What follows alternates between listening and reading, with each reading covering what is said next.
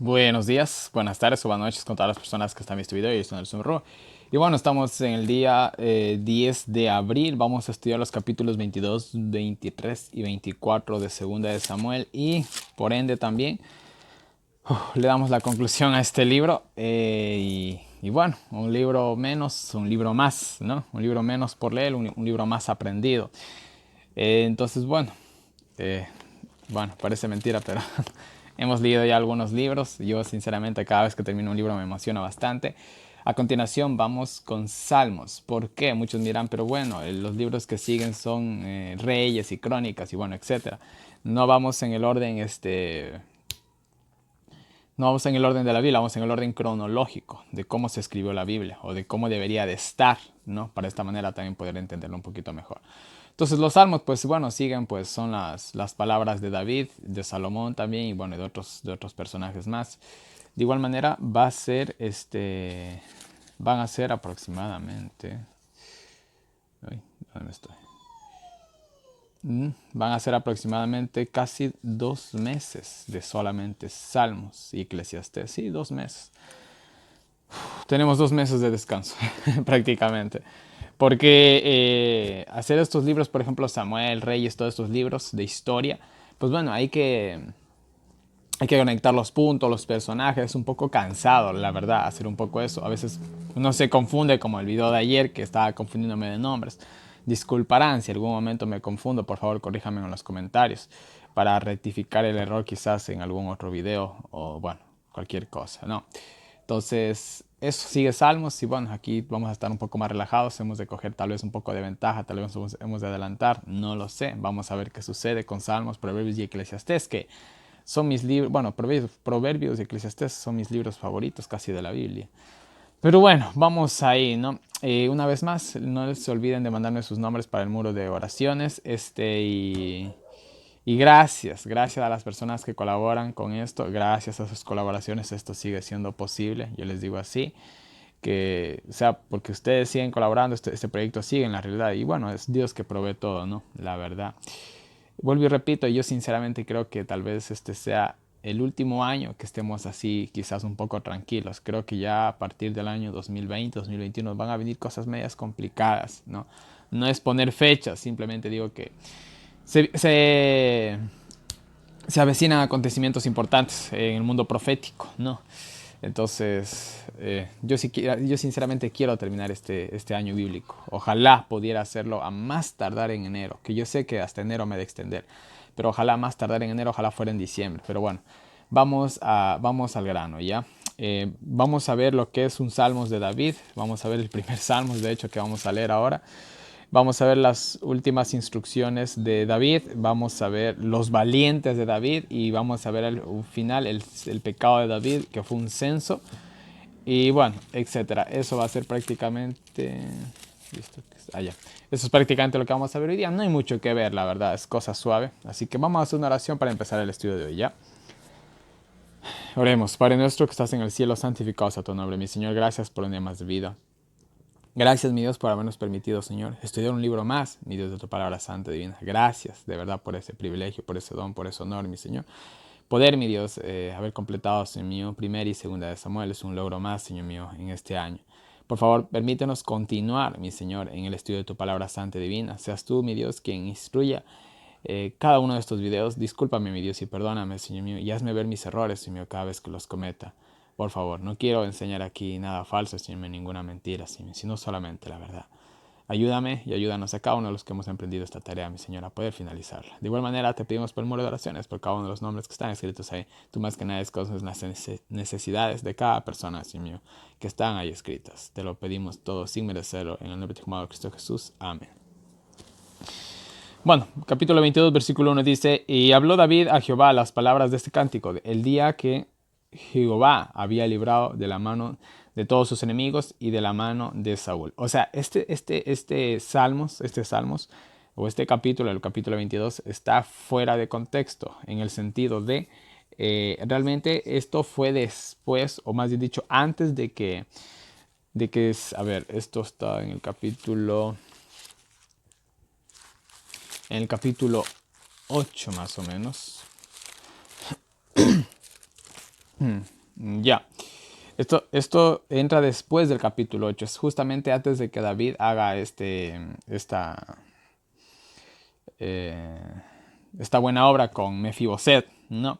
Es justamente después de la derrota de los amonitas. O sea, después de la derrota de los amonitas, el capítulo 9 dice, y David, bueno, David como había entrado había quedado el reino en paz, ¿se acuerda de Mefiboset? ¿Se acuerdan que ya estudiamos eso? No. Entonces es justamente después de ganar esas guerras, el reino está en paz, hace el canto y después le hace este favor o esta gratitud a Mefiboset, ¿ya? Ahí entra este capítulo, ¿no? Y esto lo podemos también corroborar con Patriarcas y Profetas, página 773, ¿no? Entonces aquí habla justamente de cuando él es librado de sus enemigos y también de la mano de Saúl. Y también esto nos hace una referencia de cuándo fue este contexto, ¿no? Bueno, aquí vemos, por ejemplo, en el versículo 2, versículo 3, versículo 4, prácticamente habla de que es la roca, la roca. Entonces, miren, desde ya vamos viendo de quién es la roca, es Cristo, ¿no? No como dicen, por ejemplo, tal vez los católicos, ¿no? De que la roca fue el apóstol Pedro, porque Jesús lo nombró así. No, nada que ver. Realmente la roca siempre ha sido Cristo, ¿no? Y es interesante, ¿no? También esta alusión de la roca que utiliza bastante David, que prácticamente es el que la pone de moda, podríamos decirlo. Porque él justamente cuando se escondía en cavernas y todo eso, ¿no? Entonces, esa es una alusión clara a la roca, tanto en el sentido físico como simbólico. En el sentido físico, que se escondía en rocas, en cuevas; en el sentido simbólico, nuestra máxima protección, Cristo Jesús, ¿no? ¿Qué más tenemos? Bueno, él habla del miedo, el miedo que en los siguientes versículos expresa su miedo, el miedo a la muerte incluso, ¿no? Pero el versículo 7 dice algo interesante. Él oyó mi voz desde su templo, llegó mi clamor a sus oídos. No, a pesar del miedo, del temor, de todo, cuando nosotros clamamos a Dios, es la idea que él trata de expresar aquí, ¿no? Dios nos escucha desde su santuario. Hoy en la actualidad, desde el 22 de octubre del año 1844, nosotros estamos, bueno, empezó, más bien dicho, el juicio investigador, ¿no? Y Jesús está en el lugar santísimo, ahorita intercediendo por nosotros por el momento, que eso muy pronto también está por terminar ese tiempo de gracia, ¿eh? Pero bueno, ya hemos de llegar a eso también cuando lleguemos a Daniel. Eh, pero miren, este, hoy en la actualidad Él intercede por nosotros y en la antigüedad, aún en la antigüedad también había la obra mediadora, de cierta manera, no como la experimentamos hoy, pero había, ¿no? Y Dios siempre está presto a escuchar nuestras oraciones, nuestras súplicas y sobre todo en los peores momentos de nuestras vidas, ¿no? Bueno, aquí, versículo 8, me gustó algo interesante. Dice, la tierra se estremeció y tembló. Los fundamentos de los cielos fueron conmovidos. Se estremecieron porque se indignó él, ¿no? Aquí habla prácticamente de lo que son tormentas y terremotos, ¿no? Y no nos olvidemos que en las guerras varias veces hubieron sucesos sobrenaturales, podríamos decirlo, ¿no? O naturales, mejor dicho, de la naturaleza, que se convulsionó, ¿no? Entonces aquí hace claro una alusión, tal vez de los muchos terremotos, temblores, tormentas que también hubo en las guerras, que ya vimos todo eso, ¿no? David reconoce que todo eso fue gracias a Dios, o que él proveyó esto, ¿no? Bueno, habla y de igual manera, este versículo 8, versículo 9, también nos recuerda mucho al monte Sinaí, por el fuego y todo, bueno, todo lo que expresa también el versículo 9, ¿no? En fin, ¿qué más tenemos?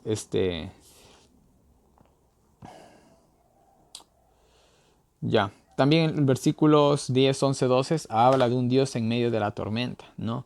Versículo 13 también, ¿no? ¿Qué más tenemos? También explica, ¿no?, la presencia de Dios como carbones ardientes, o sea, en un sentido como color rojo, bronce, dorado, no sé, ¿no? También habla de la presencia de Dios, que es más o menos perceptible para el ser humano en ese color. Bueno, no se olviden de que los antiguos, en su lenguaje limitado y en las palabras y en los objetos que ellos conocían, trataban más o menos de describir las cosas que ellos veían, sobre todo hablando de las cosas de Dios.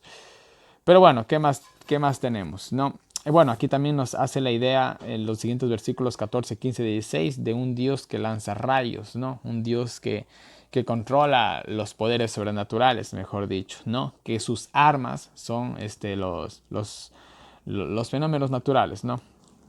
¿Qué más tenemos? ¿No? Versículo 18, me libró de fuertes enemigos, ¿no? Aquí, bueno, hace una clara alusión a los amonitas, ¿no? Bueno, también habla de, a ver, ¿dónde me quedé? No, esto más adelante. Bueno, perdón. ¿Qué más tenemos? Y bueno, el versículo 21, miren, el versículo 21 dice, Jehová me recompensó conforme a mi justicia y conforme a la limpieza de mis manos me dio la paga, ¿no? Obviamente esto es antes de que él cometiera el pecado con Betsabé, ya que en este momento él se podía declarar íntegro prácticamente, ¿no? Habla de que no se ha apartado de sus estatutos, ¿no? Que era íntegro para con él, ¿no? Versículo 25. Me remuneró, por tanto, Jehová, conforme a mi justicia y conforme a mi limpieza delante de sus ojos. Bueno, con el bueno eres benigno y con el íntegro te muestras íntegro. Limpio te mostrarás con el limpio, más con el perverso te mostrarás rígido. Bueno, Dios a sus hijos todo lo que le provee, entre comillas, aún el mal es para bien. Pero más a los impíos simplemente los deja simplemente a la merced de Satanás. Eso ya lo vamos a ver más adelante con el censo también. ¿No? Y bueno, también se habla de un Dios perfecto, un Dios completo en todos sus caminos, ¿no? Una vez más, versículo 32 habla de la roca que es Dios o Cristo, que es lo mismo, ¿no?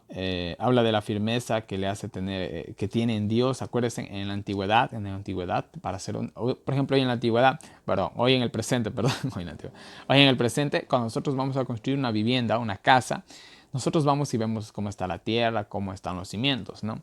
Si la tierra es fangosa, es suave, no sirve para construir una casa. Entonces, ¿qué es lo que se hace? Se busca un terreno que esté bueno. Por último, por ejemplo, yo vivo al lado de una escuela. Me acuerdo cuando yo hablaba con los ingenieros de esta escuela que estaban haciendo, y yo veía que botaban bastante ripio. No sé si conozcan la palabra ripio, es una piedra amarilla. ¿Ya? Yo veía que botaban volquetadas y volquetadas. Y un día llegan los ingenieros y le digo, disculpa la pregunta, le digo, ¿por qué botan, le digo, tanto ripio? Le digo, ya creo que están exagerando, le digo así. No, me dice, lo que pasa es que el terreno es muy suave, dice, entonces no soporta, dice, no va a soportar el peso de la construcción, se puede hundir, dice, y se puede romper, y pues bueno, es todo un desastre. Ah, le digo, entonces le digo, tiene que estar, sí, dice, el terreno tiene que estar bastante sólido, dice, para poder, dice, llegar a construir algo sobre él, si no, dice, eso se daña, dice. Entonces, una vez también leí en la antigüedad que antes para hacer una casa tú buscabas una especie de roca o de suelo muy duro.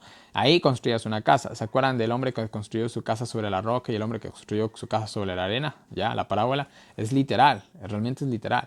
Los hombres, la gente de la antigüedad construía los edificios bajo una roca. Entonces, incluso vamos a ver cuando se hace el templo de Salomón, se construyó bajo una roca, perdón.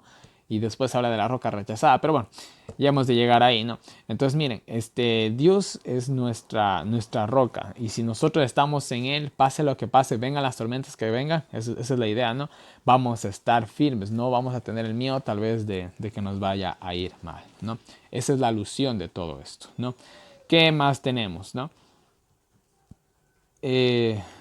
A ver, versículo 35. Él adiestra mis manos para la batalla de manera que se doble el arco de acero con mis brazos, ¿no? Bueno, aquí habla el adiestramiento, de la habilidad que le dio Dios a David para la guerra. No es que David era un súper gran guerrero, no. Acordémonos que muchas de sus proezas, específicamente la primera, ¿no? El vencer a Goliat, fue por providencia divina también, ¿no?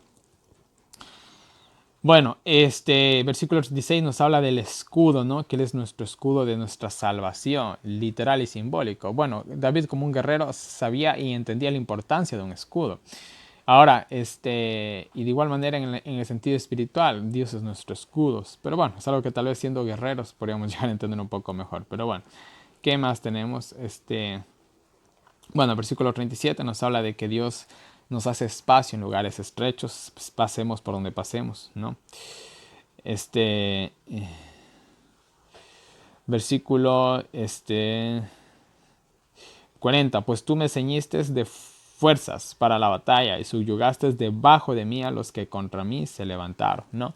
Hay muchas pinturas de la antigüedad, de las guerras antiguas, que cuando se vencía a un enemigo, pues bueno, se le dibujaba al vencedor encima de sus enemigos. A veces los enemigos acostados, el otro con un pie encima, era un símbolo de victoria y de humillación para los que eran derrotados. Y más o menos aquí usted utiliza este lenguaje, ¿no? Bueno, también habla el siguiente versículo, el versículo 43, habla de que Dios hace del poder debilidad, ¿no?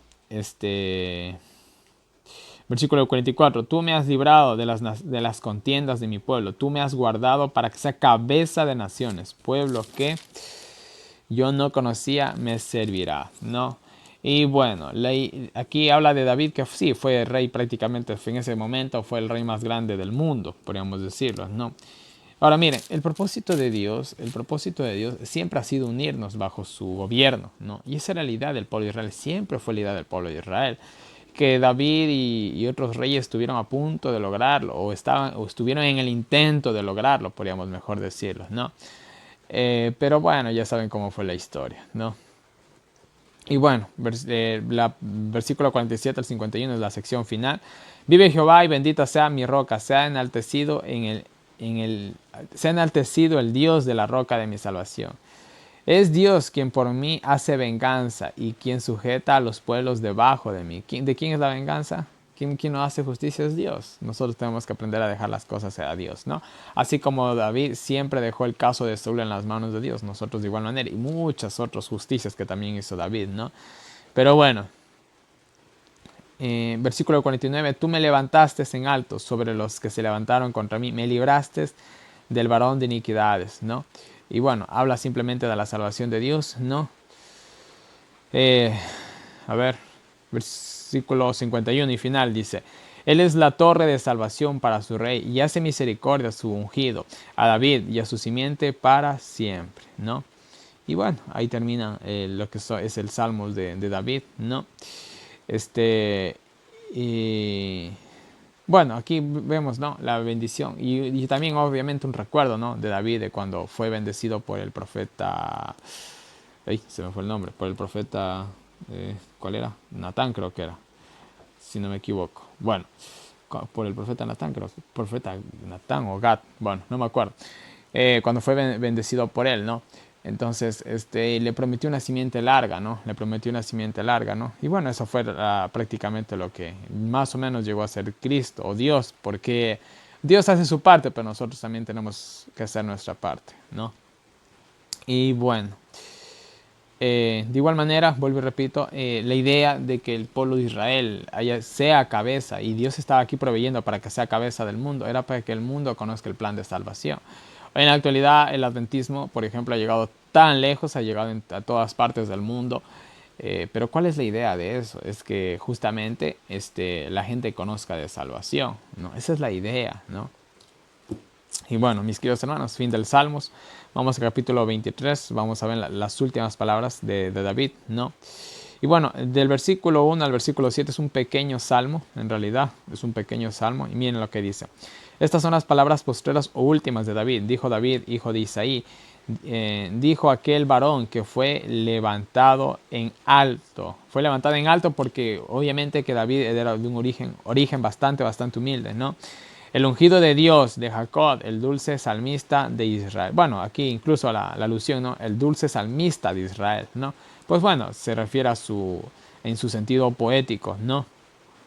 Miren, el Espíritu de Jehová ha hablado por mí. Vemos que los salmos eran de inspiración divina. Obviamente que de cierta manera también eran palabras de él, pero inspiradas por Dios, mejor dicho, ¿no? Miren, versículo 3, perdón, dice, el que gobierna a los hombres será justo, gobernando en el temor de Dios. Habla de los líderes políticos.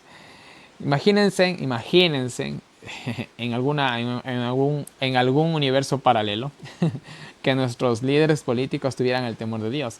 ¿Cómo sería el mundo? Sería un paraíso, prácticamente. Sería un paraíso. Pero los gobiernos de hoy tienen el temor de Dios. No, de hecho, prácticamente la mayoría de los presidentes del mundo adoran a Satanás. Eso es así. Ustedes pueden investigar a sus presidentes y se van a llevar a grandes sorpresas, ¿no? Bueno, ¿qué más tenemos? Habla de que estas personas que gobiernan bajo el temor de Dios, dice versículo 4, y será como la luz de la mañana cuando sale el sol, la mañana sin nubes, como el resplandor tras la lluvia que hace brotar la hierba de la tierra, ¿no? Así de hermosos serían estos políticos, pero bueno, no lo son, ¿no? Y bueno, versículos finales 6 nos habla de que los hijos de Belial, los impíos, los malvados, ¿no? Serán arrancados como hierba mala, nada más, ¿no? Y bueno, aquí los siguientes versículos nos da una larga lista de sus valientes. Vamos a destacar a los primeros, ¿no? Estos son los nombres de los valientes que David tuvo. El primero se llamaba José Basebet. José Basebet creo que es, ¿no? Y bueno, dice de que este hombre, que era el principal de todos sus valientes, mató a 800 hombres en una ocasión con una lanza. Yo pensé que había sido con una espada. Bueno, dice con una lanza, ¿no? Entonces, y bueno, en Primera de Crónicas 11:11 dicen que eran 300, pero no pudo haber sido 300, realmente fue 800, porque más adelante se habla de otro valiente que mató a 300, pero no pudo estar entre los mejores.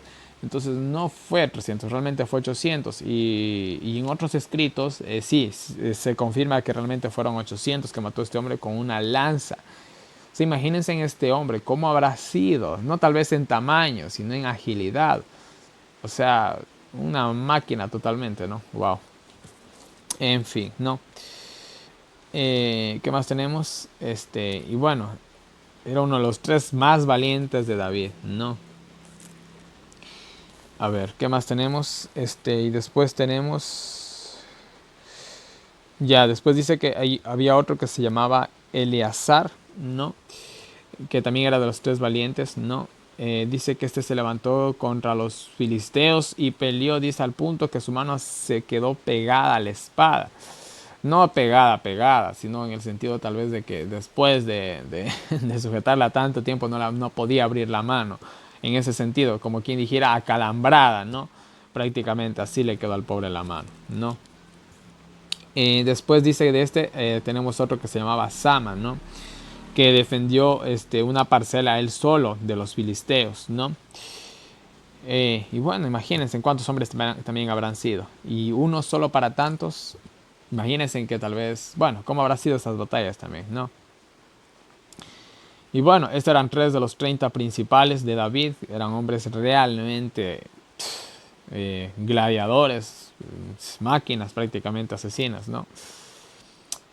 Bueno, aquí más adelante nos describe, ¿no? De que estos tres, muy posiblemente los tres aquí mencionados, irrumpieron el campamento de los filisteos para traerle a David, ¿no? A beber agua del pozo de Belén, ¿no? Pero bueno, David no bebió de esta agua, sino mejor la ofreció a Dios como una ofrenda, ¿no? Bueno, después se nos habla de Abisaí, ¿no? Hermano de Joab, ¿no? También era un hombre muy valiente, ¿no? Dice que con su lanza mató a 300, ¿no? Tuvo renombre entre los tres, ¿no? Eh, y bueno, aquí habla de que él fue jefe de los tres, pero no igualó a los tres primeros. ¿Cómo es eso? Bueno, yo lo entiendo de esta manera.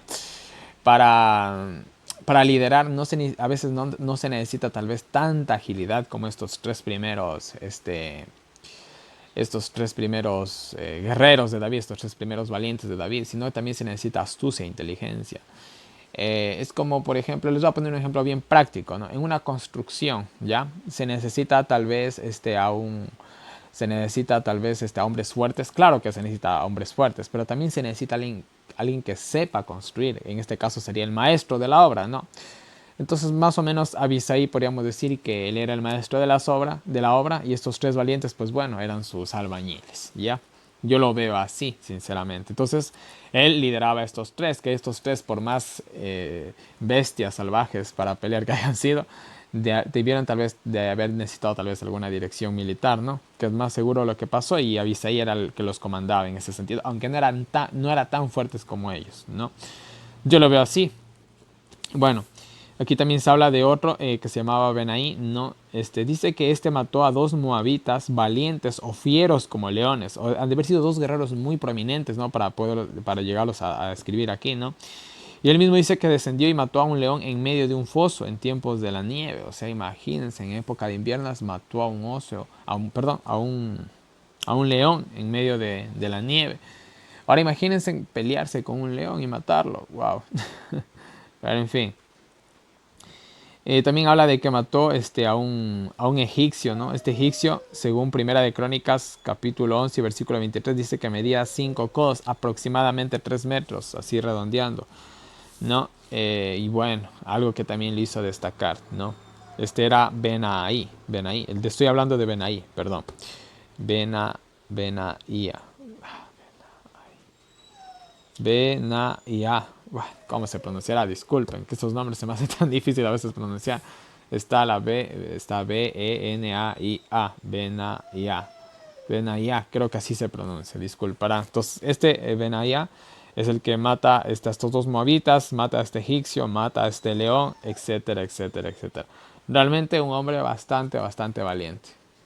También nos dice que de los 30 él fue el más distinguido, tal vez, pero no igualó a los 3 primeros. Pero dice que David lo puso como jefe de su guardia personal, o sea, ocupó un lugar importante también. Después se menciona a Asael, hermano de Joab, pero aquí se lo menciona y obviamente nos da a entender que esta lista de los valientes de David fue en su primer reinado, ya que Asael, él fallece pues en los primeros capítulos de Segunda de Samuel. Entonces este listado de los valientes de David es antes de, bueno, a principios, mejor dicho, del reinado de David, ¿no? Nada más, ¿no? Y bueno, bueno, aquí se nos da una lista larga de otros personajes que, bueno, no resaltan mucho, podríamos decirlo, simplemente están sus nombres.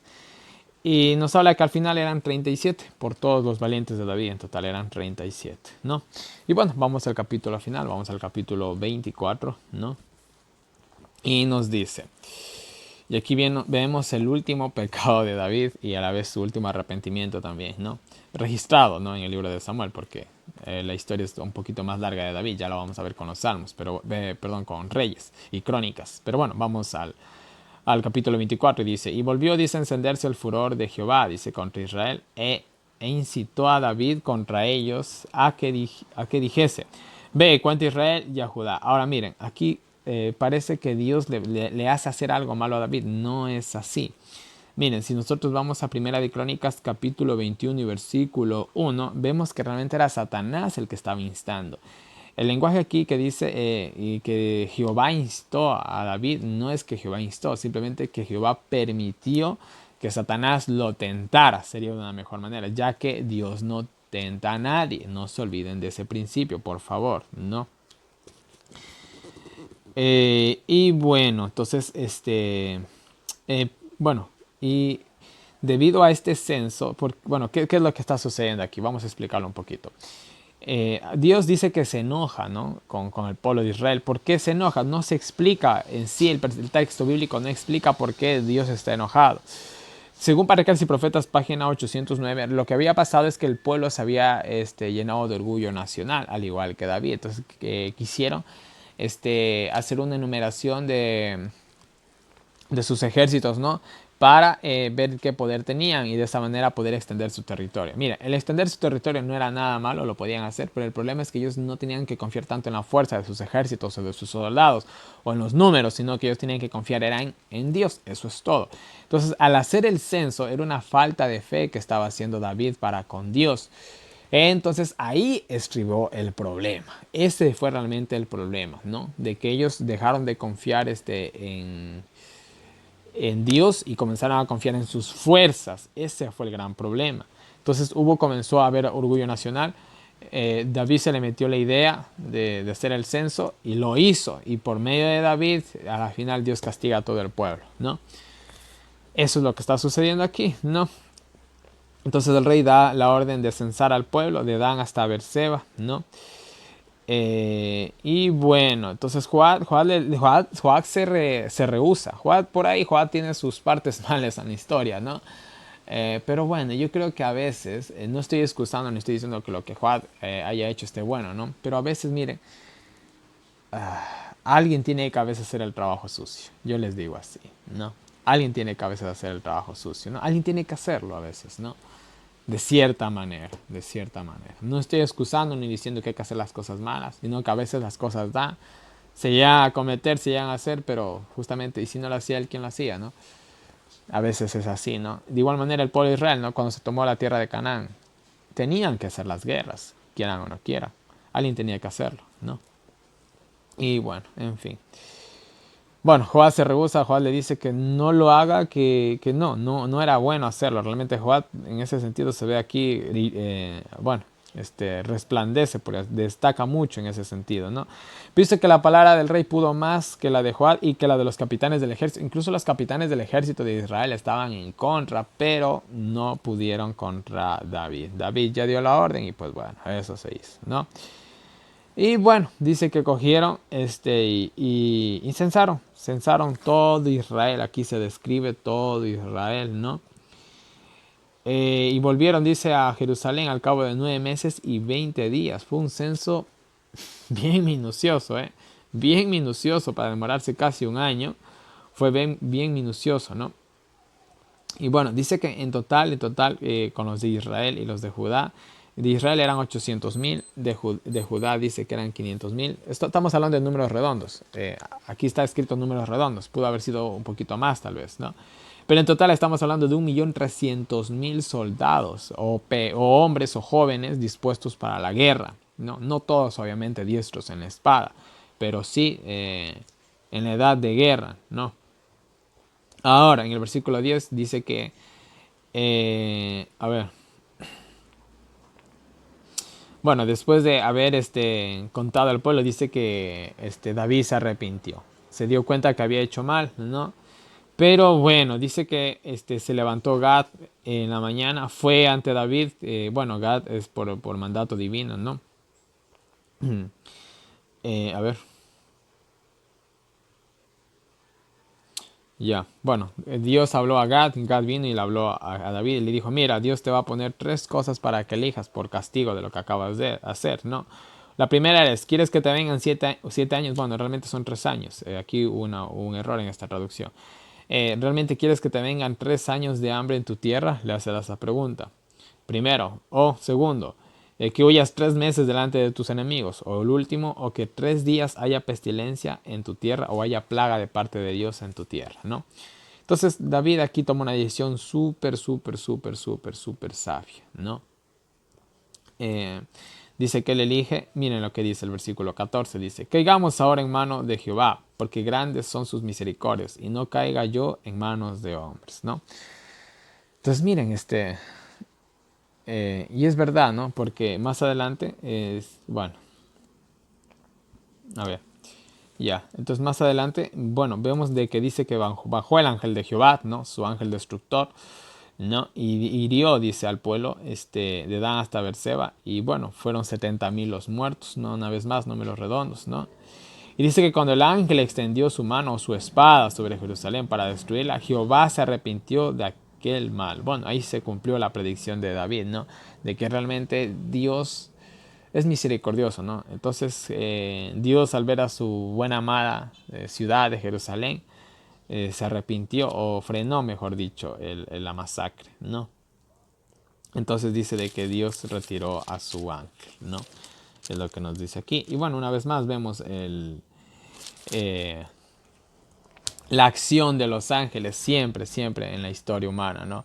Muchas veces dice, ay, bueno, y Dios hizo esto, y Dios hizo aquello y lo otro. No, realmente no fue Dios, era ángeles haciendo milagros, ¿no? Incluso en la vida de Jesús, cuando Jesús hacía milagros, entre comillas, no era Él. Eran los ángeles los que hacían realmente los milagros, ya que Jesús nunca utilizó su poder divino, ¿no?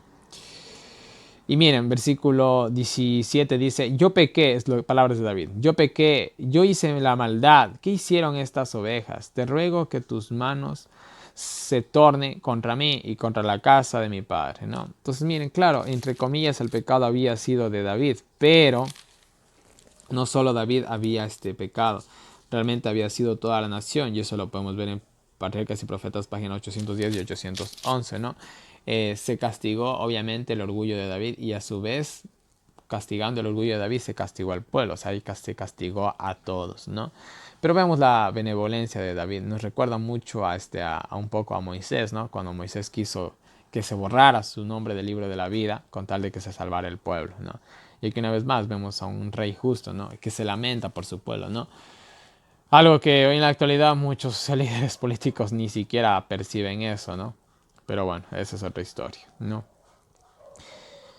Y bueno, dice, y Gad, el profeta Gad, otra vez vino a David, ¿no? En aquel día y le dijo, sube a un altar a Jehová en la era de Araúna, Jebuseo. Bueno, realmente este era el monte Morián, ¿no? Donde Isaac sacrificó, perdón, donde Abraham estuvo a punto de sacrificar a Isaac y donde se construyó el templo de Jerusalén, el primer templo, el templo de Salomón, que eso ya lo vamos a ver más adelante. Entonces, en este lugar tan importante, ¿no? Se va a hacer un pequeño altar, ¿no? Y bueno, dice que David descendió a ese lugar, ¿no? Y dice que mirando a Araúna, ¿no? Que era el dueño de esas propiedades, ¿no? Dice que vio al rey, salió a encontrarlo, ¿no? Se inclinó ante el rey y le dijo que hacía aquí el rey, ¿no? Se sorprendió, ¿no? Era una visita grata más que todo, no de temor, sino de grata, porque tener al rey en tus tierras era muy bonito, ¿no? Entonces él le dice, mira, vengo para comprarte de ti la era para edificar un altar a Jehová, ¿no? Entonces, miren, él Araúna se alegra mucho y él le dice, tome mi señor todo lo que quiera, tome, y usted ofrezca, págueme lo que usted quiera, ¿no? Y bueno, dice que trajo los bueyes, el tipo se emocionó mucho, ¿no? Se emocionó mucho. También, obviamente, él sabía que era para apaciguar toda esta plaga, ¿no? Entonces, con mucha más razón todavía, dio todo, ¿no? Para que rápido cese esta mortandad, ¿no? Y el versículo 23 dice, todo esto hizo Araúna como un rey da al rey. Luego dijo Araúna al rey, Jehová tu Dios te sea propicio, ¿no? El rey dijo a Araúna, no, sino por el precio te lo compré, porque no ofreceré a Jehová mi Dios holocausto que no me cueste nada. Entonces David compró la era y los bueyes por 50 ciclos de plata, ¿no? O 5.50 gramos de plata, ¿no? Entonces miren, Araúna le quiso regalar por último, ya al enterarse de que realmente era para esto, entonces, pero el rey dijo, no no voy a ofrecer nada a Jehová que no me cueste, ¿no? Y es verdad, nosotros ofrezcamos a Jehová lo que a nosotros nos cuesta, mis queridos hermanos, no lo que nos dan gratis, pero bueno, no. Entonces se compró esta parcela. Aquí en Segunda de Samuel se describe solamente de que se compró esa parte en 500, a ver, sí, en 550 gramos de plata. Pero más adelante en el libro de Primera Crónicas, capítulo 21 y capítulo 22, habla de que realmente se compró ahí